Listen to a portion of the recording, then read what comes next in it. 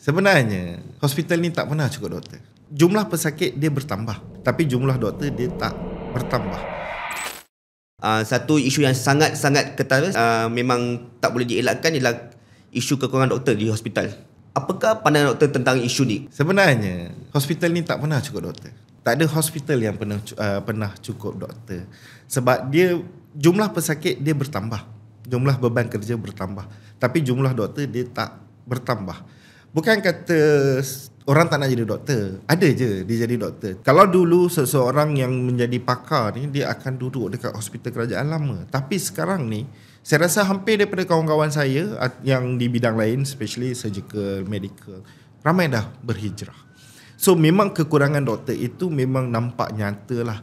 Dan juga dari zaman dulu dan zaman sekarang jauh beza. Sebab zaman dulu dia penjawatan tetap dan zaman sekarang penjawatan kontrak. Dan zaman dulu kalau kami dihantar ke Sabah, Sarawak, kita orang pergi je. Zaman sekarang ni sebab penjawatan datang lambat, so terpaksa ke Sabah, Sarawak selepas dah berkahwin, ada anak 2, 3. Ramai yang akan menolak tawaran dan akan ke bahagian swasta.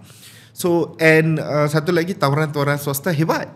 Tawaran-tawaran swasta memang lumayan. So siapa tak nak?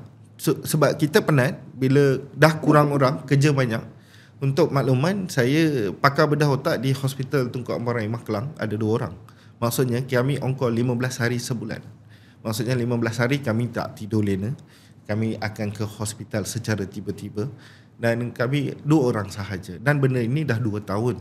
Adakah kita tak ada pakar? Memang kita tak ada cukup pakar. Tapi ada banyak faktor lah. Faktor yang kita boleh divide ruang, orang, wang dan penempatan. So benda ni adalah faktor yang besar.